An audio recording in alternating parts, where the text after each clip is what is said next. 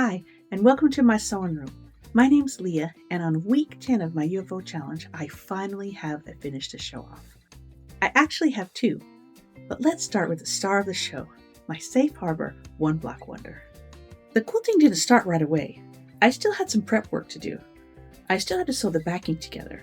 That was one quick seam and a press. That didn't take too long, so I went ahead and I sewed the backing together for my jelly roll race quilt as well. My next UFO sewing session, I got the batting smoothed out. That didn't quite take 15 minutes, but I wasn't ready to jump into the quilting just yet, so I worked on a new side project. I had an idea for a chevron baby quilt, and I wanted to try it out. So I fiddled around with that some this week. I do plan to do a video tutorial for this one, so keep an eye out for that in the future.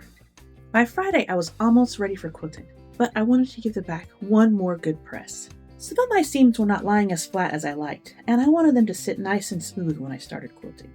It took me a lot longer to re-iron all those seams, but it was worth it. My quilt top ended up being nice and flat. And I love the look of all those open seams on the back of these one block wonders. Saturday, there was no sewing. The next day was so lovely, my husband and I went out on the water for some sunshine and a little bit of fishing. We only caught 2 fish, and they were too small to keep for dinner, so they got put back in the water. Even though there was no fish for dinner, it was nice to take a break from everything and enjoy being outside in 75-degree weather with blue skies. Sunday, I was back in the sewing room and I was ready for quilting. I did have a plan for the quilting, but it was a very loose plan. The sky would have swirls and cloud shapes. The ocean would have large swirls that mimicked waves, and the grass would also have swirls, but they would be more pointy to resemble grass blades. And for the panel, I was going to outline the main parts. The goal was to have the quilting to be relaxing and just go with the flow. And when I was finished, I was super happy with the results. The sky had lots of swirls and a few clouds thrown in, and as I got down to the panel, I followed the lines of the clouds as I got closer to the water. I also added some quilted sun rays near the horizon. I quilted the sky with purple thread, and I let that color blend down into the yellow.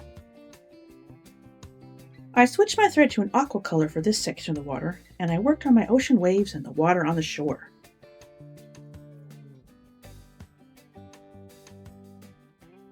I followed the shoreline on the panel, going around a few rocks and then trying to mimic some of the waves. From there, I went on to a green thread and I worked on the trees and the grass. I also used the green on the pathway. On some of the hexagons, I mimicked the swirl from the image.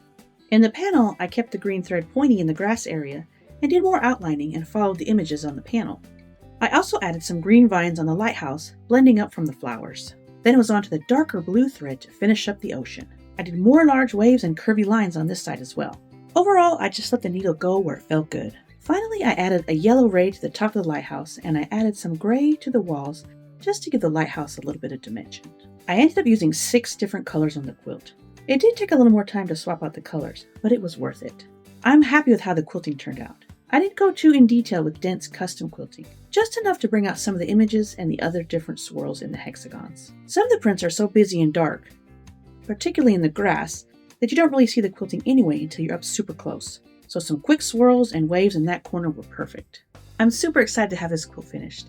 It was a fun project from start to finish, and I can't wait to see it hanging on the wall. I really love making one block wonder quilts, and it's a good thing, because my daughter asked me to make one for her.